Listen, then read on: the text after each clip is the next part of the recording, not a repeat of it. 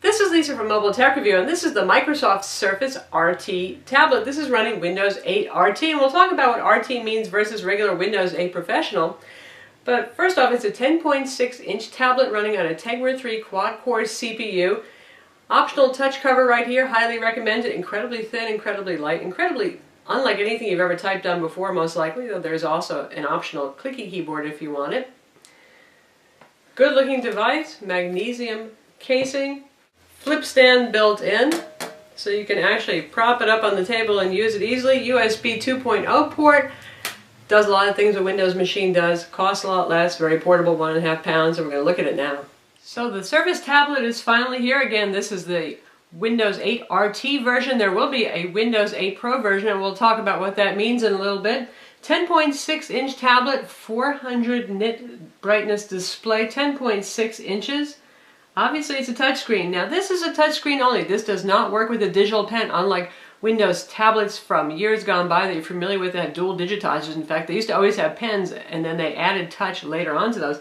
This guy is touch only. The same is true of some of the Windows 8 Pro touchscreen tablets that are out there. They are just touchscreens, and again we'll get into that a little bit more in a while.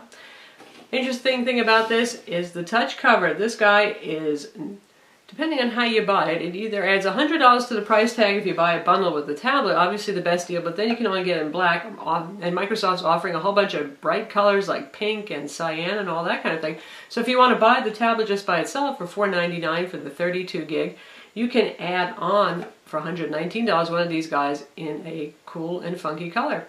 There's also a touch type keyboard that actually has tactile keys, and we'll talk about that as well.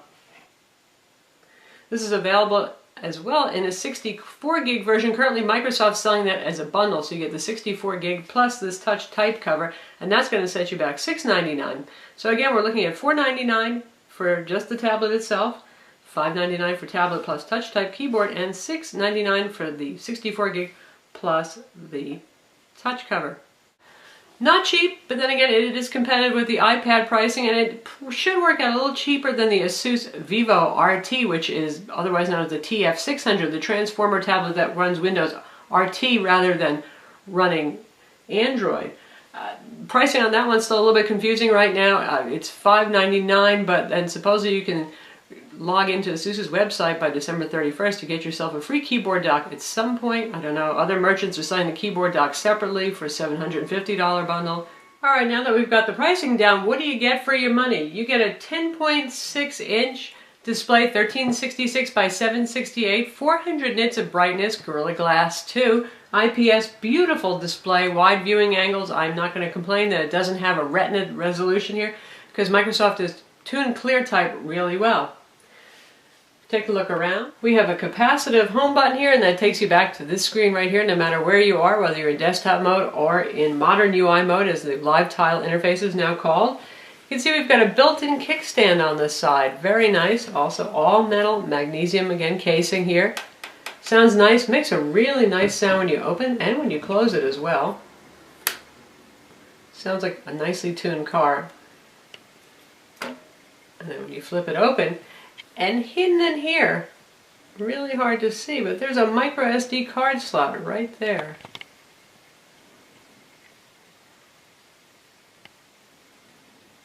And there's our little 64 gig SDXC 64 gig card. So yes, it works with high capacity cards. We've got one tucked right in there. And here you see these interesting little inset electrical connectors. This has a charging connector that's something like a MagSafe connector on a MacBook Pro. So you don't have to type your USB port, and it comes with a compact wall wart style charger. Here's your USB 2.0 port right here. Micro HDMI, so you can plug it into your TV or your monitor if you want to watch movies bigger. And this is one of the two speaker holes up here. Bottom edge, we have the dock and connector for the keyboard. And on this edge right here, there's a little bevel so you can actually lift up that kickstand a little easier. Volume controls, 3.5mm audio jack, and there's your other speakerphone hole. And up top, we have the power button and two microphone holes. There's a front-facing camera above the display, and on the back there's another camera over here. And pretty much Matte black metal finish right here. Good looking product, really good looking product. Put together nicely, perfect edges. A little over a third of an inch thick, so quite slim. Lovely looking tablet, excellent fit and finish, weighs 1.5 pounds, and the keyboard adds another 8 ounces. So quite portable still, in keeping with some Android tablets there and the iPad itself. And here we have the touch cover. Again, that's the one you'll get if you get the bundle with the keyboard dock. And you see keys here, right? But notice, this is basically a kind of felt-like fabric here. There's nothing that actually moves. This is like a capacitive keyboard itself, but it actually works really well. It's astounding. You do feel the raised edges of each key here, so you have tactile sense of where you are. There's 2 little locators for the keys. And Windows 8 does a very nice job of giving you auditory feedback, a nice little click-clack of the keyboard, so you really can get typing on this quite easily. And here's something I thought was kind of pointless at first, and that's the trackpad with 2 little virtual buttons down here, buttonless style trackpad. A little bit hard to see because it's so subtly outlined, but you know, once you have this clicked together and you've been using the keyboard, you find that you use this an awful lot actually, instead of reaching up to touch the screen. And especially if you're in desktop mode where the targets for touch are a little bit softer, this is more precise and it's easier to get a right click going than by pressing and holding on the screen. It's only 3 millimeters thick, so inconsequential. Pretty much like Apple's smart cover, only this one actually does something. So we got the electrical connectors here, and there's a magnet in there as well, and then the back is also a felt-like finish. And once again, you can get this in a variety of very bright colors if you don't like black. So how does it go together? Well, it just sucks right onto the tablet, and I'll let you hear the sound of that. That really just grabs on there, and yes, just like you've seen, you can indeed pick it up and hold it by the keyboard. It is a very, very strong magnet. Much more secure than the Asus Transformer Android tablets, whose keyboard and dock never really stay together very well. It's something that has been improved for their Windows product. Now if you want to get it off, you just grab from an edge, so it's not impossible to get off. If you try to just pull it straight like this, you're not going to do it. So you just start from an edge, yank it right off, and then it comes off super easy. So beautifully, beautifully done.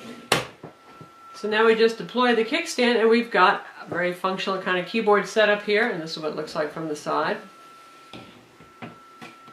Non-adjustable kickstand angle. I find that it works for most scenarios pretty well, and the rear camera is actually angled 20 degrees up, so you don't have to worry about it being aimed at the table if you're using it with the kickstand deployed, which is pretty nice.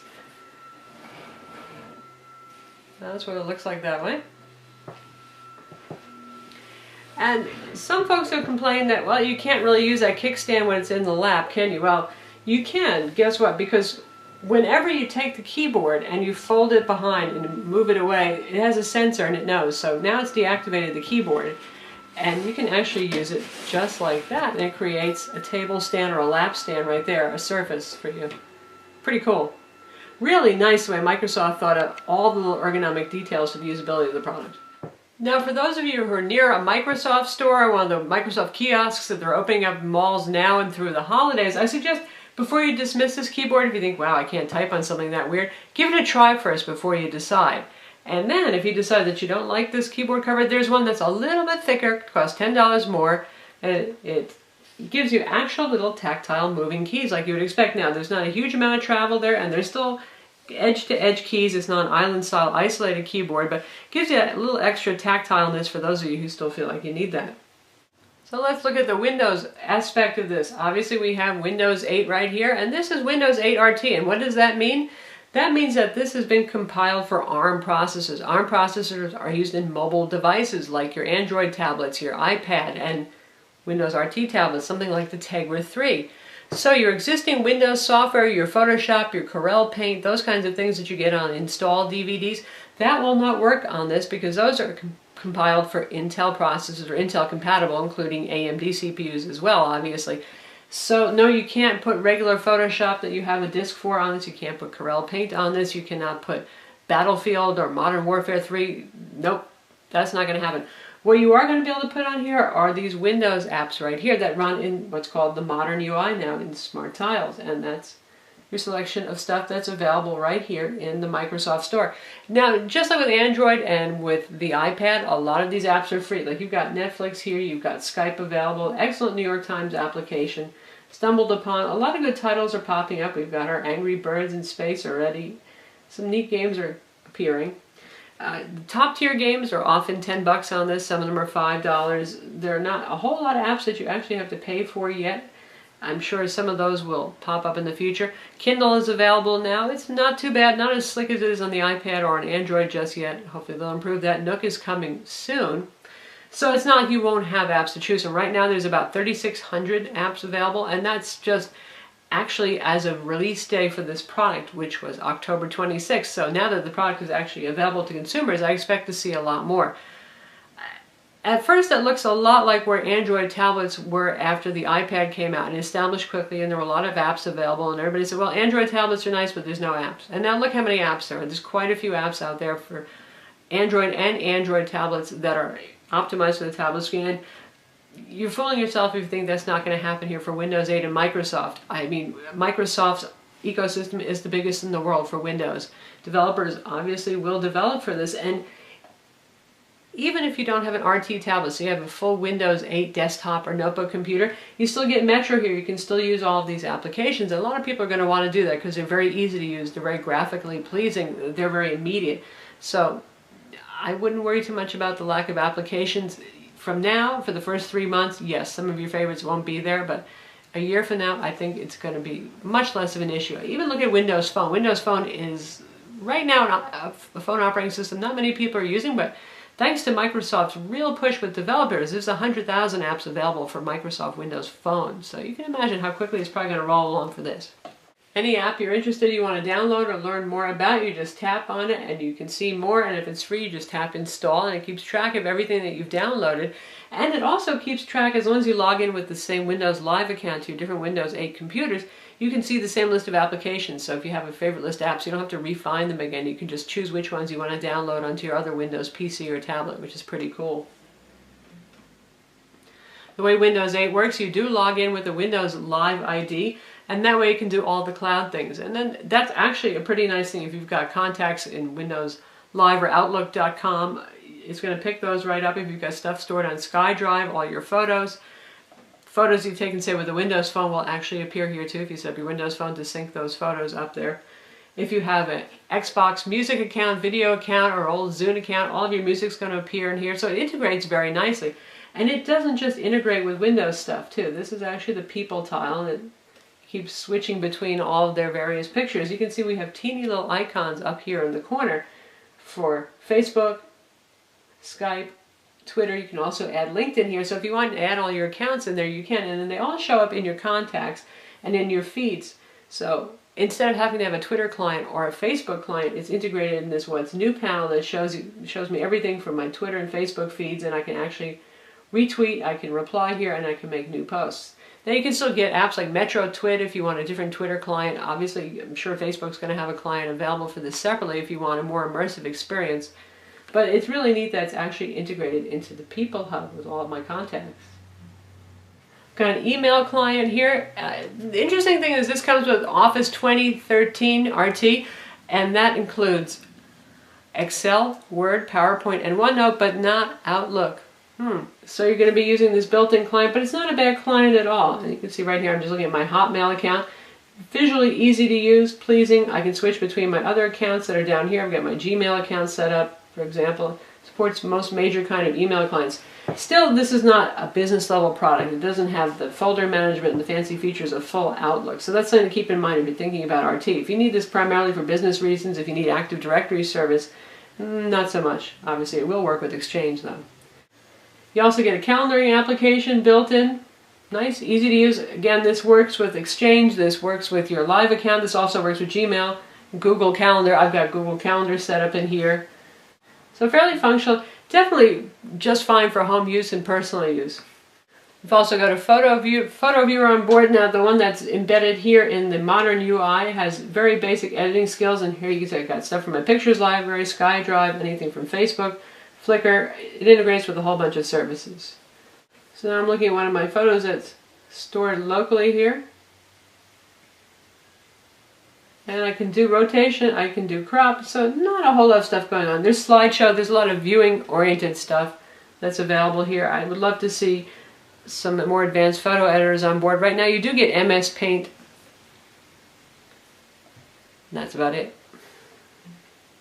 And you also get apps for sports and news. Hugely graphically appealing. I think this is what's going to be popular with folks who are buying tablets for media consumption and for general education. So this is the news application. You just swipe sideways, you get more articles, anything you're interested in, you just tap on it. Simple, easy to use, consistent. The UI is the same across all of these things. So it's very much a magazine layout. It's just lovely stuff. Very easy to read.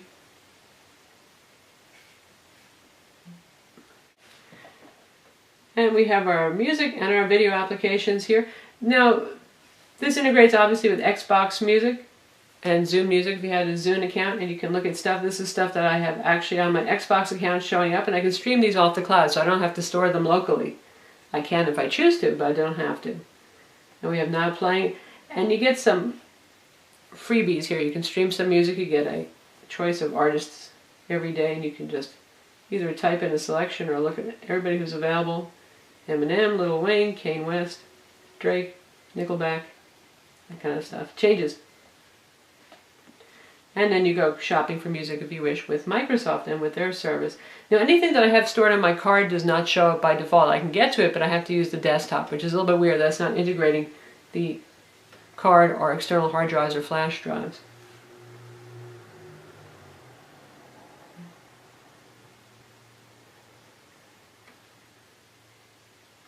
The same thing goes for the video player. It's showing me videos that I have on my Xbox account, formerly my Zune account, and also locally stored videos. And that means stuff stored on internal flash storage. So let's see how that plays, and so you can hear the speaker as well. Speakers, rather.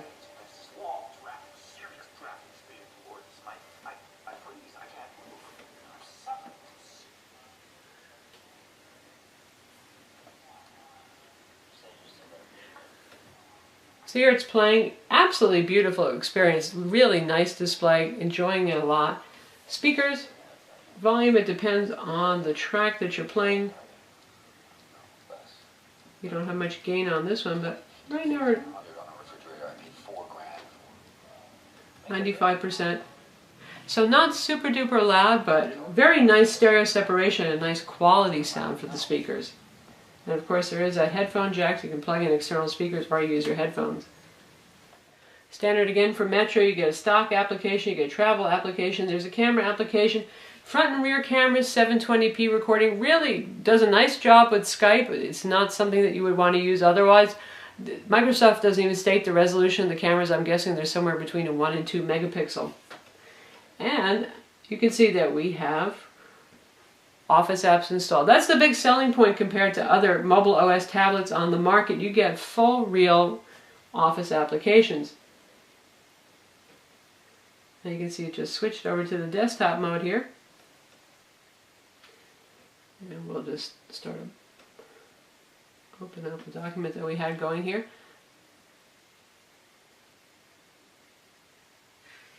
And this is a pretty graphically heavy document too, for a Word document. But you can see we've got all the menus here you would expect to see from Office.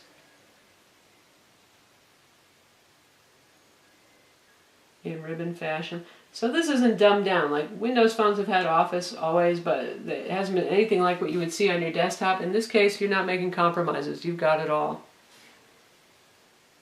And likewise, there's Word, Excel, and PowerPoint. So you've got your full Windows 7 style desktop here. Everything that you get on your regular computer running Windows 8, you get here. You can see here's File Manager like you're used to seeing. Access to control panels. All remarkably similar to the desktop for a mobile OS operating system. It's pretty cool. So there's a lot of consistency there. Less of a learning curve for folks who've learned Windows 8 or even know Windows 7. This is familiar. Again, you don't get full Outlook on this. You don't get Windows Media Player. You get those standalone media players, the video player, the music player. There you don't have the ability to add all the codecs and stuff like you would from Windows Media Player. But you do get Paint, you get Calculator, all the little apps that you're used to getting are available on here. So it's kind of really cool for a mobile OS machine to have all this. And this is particularly handy when you plug in something like external storage. You can plug in CD drives, DVD drives, flash drives, external hard drives. Now if you're using a CD drive, you're going to need one that's self-powered or a powered hub to actually spin it up, because those require a lot of power. And here's the other thing right now with RT, since you don't have Windows Media Player, it really doesn't know what to do with CDs or DVDs. There is no player that actually plays CDs or DVDs. So really it's mostly for archival purposes if you want to see stuff that you've archived onto disks. I probably will see some third-party stuff that actually has some capabilities in there so you can do something with it. So now we have our Western Digital Passport external USB hard drive formatted NTFS. Since this is a Windows product, you don't have to worry about NTFS compatibility. Yes, it is compatible. I'm going to plug it into the USB port.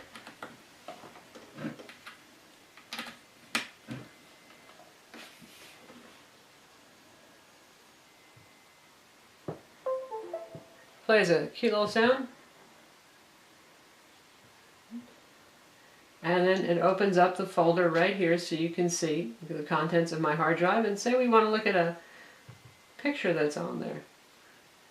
Now if we right click on the picture, we can choose what to open it with. We can just open it with Paint, with the Photo Viewer, which is our modern UI application, or with Windows Photo Viewer, which you know from the old Windows days, which is that right there. And you have options to print. And yes, since we have USB, you can print. There are drivers for printers with this. You can email it, burn it, so on. And even though media files don't appear in the video and music players, we can play them this way.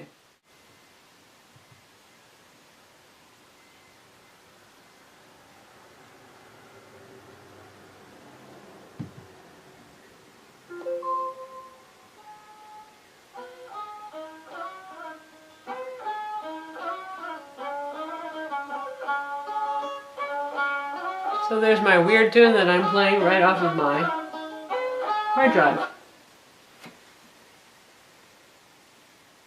And now I swipe back, and that's how you get back to the last application you're using. In this case it was the desktop. And we'll check out a video file. Now we'll check out a 1080p movie trailer here. Higher than the internal panel resolution, but handy if you're going to use the HDMI out feature on this, and it plays just fine. So yes, you can play stuff off of cards and off of hard drives, even though it doesn't automatically appear in the music and video players.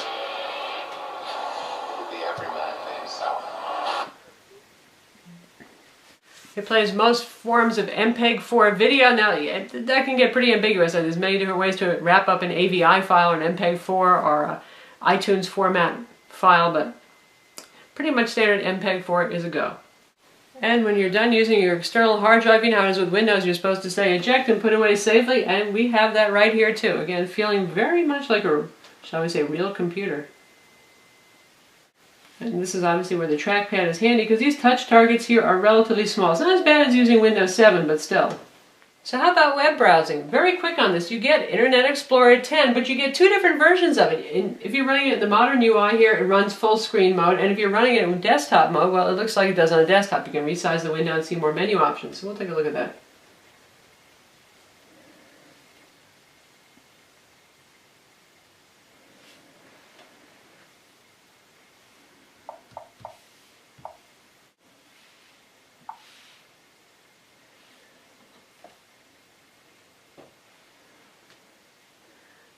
So here we've got it in full screen mode, because that is the only mode we can pin it to our start menu there, and you'll have a little live tile for this website if you want. You have a refresh button. Your URL bar is down here, so you don't have to reach your hand over the screen if you're using a touch screen, which is kind of awkward.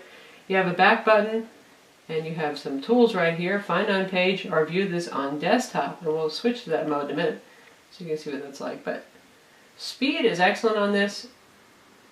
Clarity is quite good. Again, the clear type works really well. And yes, it supports Adobe Flash. Now what it's going to do is, whether you're using this in the desktop mode or you're using it right here in the modern UI mode, is it's going to look to see first if an HTML5 version of a video is available. YouTube has both, for example, for mobile devices. They use HTML5, also high quality. It'll do that first because that's much more lightweight. It's kind of the way we're all moving now away from Adobe Flash, for better or worse, sooner or later. And if that's not available, as long as Microsoft has it on their list of websites, which is a slightly goofy way to do things, then they'll say, aha, you're on Hulu, you need to have Flash. It's going to go right to the Flash version. So we'll take a look at our Optimus G review right here. And again, this is like using IE on the desktop. Everything that, in terms of compatibility, that you could expect is right here. Runs really nicely.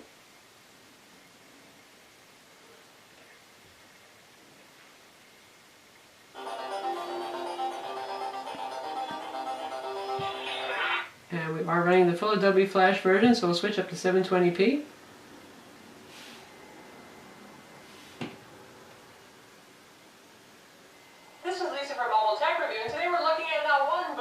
Full screen. So in this way you feel more like you're using a regular PC. Very nice experience. Good control.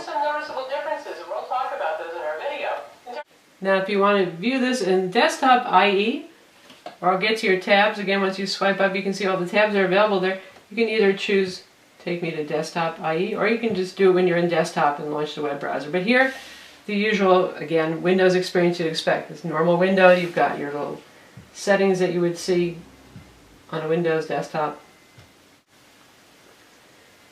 All the stuff that you're familiar with is there. Pretty cool.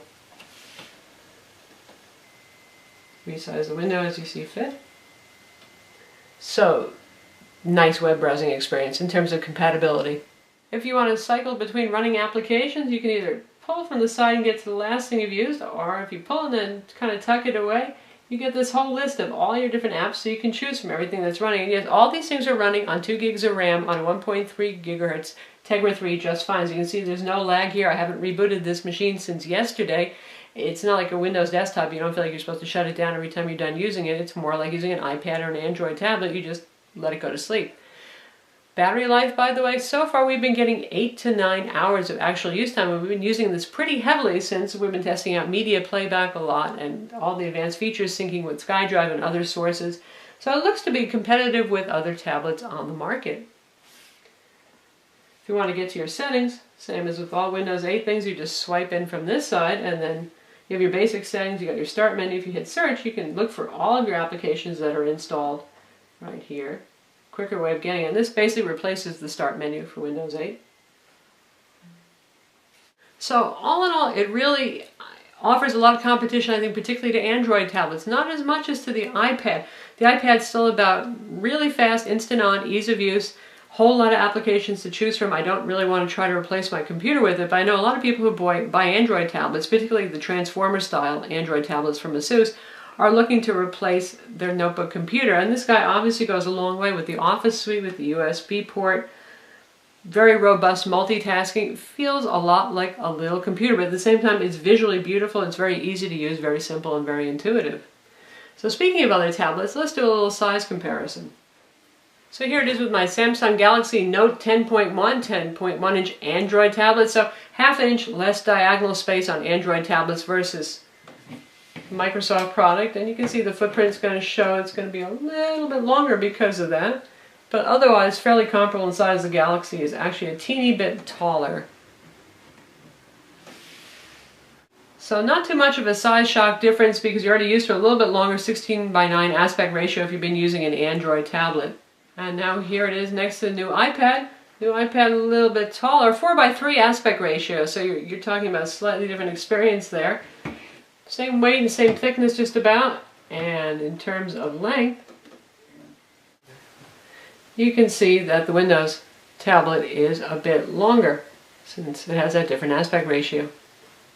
And now we have it near its slightly bigger friend right here. This is the Samsung Series 7 Slate. This was a reference design for Windows 8 development last year. Still a fine tablet, Intel Core i5, so this is full Windows 8 right here versus RT. 11.6 inch display. So if you're going to hold that, you know, in portrait mode to read a book, starts to feel really awkwardly tall. It is a very long device. Now 11.6 inches makes a lot more sense if you're going to be using this as a computer replacement. If you're going to do graphic arts where a little bit bigger screen is always going to help when you're drawing and painting, that kind of thing. But this is probably still going to be one of the lightest and more compact Windows 8 potential tablets on the market. Some of them are coming through as heavy as 3 pounds if they're convertible or transformer designs where the whole package is going to be that heavy. This guy weighs about 2 pounds, so I'm sure we'll see something again like this at 11.6 inches, but it gives you an idea. Full Intel, you're talking about 2 pounds at its very lightest, and generally speaking, probably going to be a bigger display on a lot of these. Now, we also will be seeing some 10.6 inch machines that are running Windows 8, not RT, that run on Intel Atom CPUs, and those are going to be priced around between $800 and $1,000 or so. So that does get you the right to run Intel applications, your Photoshop, your Corel Paint, all those kind of things. But you know how Atom CPUs are. Then it's not going to run Photoshop in a killer way. If you want to get into full Intel Core i5 and i7 ULV CPUs in this kind of form factor, probably not so much. Again, you're going to look at something a little bit bigger, definitely heavier, and those are going to run you from $1,000 to $1,600. And all that discussion about form factors, even competing platforms, gets into the, well, who is this product for? This is still primarily for the folks who are also considering the iPad, and I think even more so Android tablets. I say more so for Android because, again, folks who buy Android tablets tend to be looking more for laptop replacements, things that have USB ports, that have keyboard options, built-in keyboard transformer style things, robust multitasking, that kind of thing going on.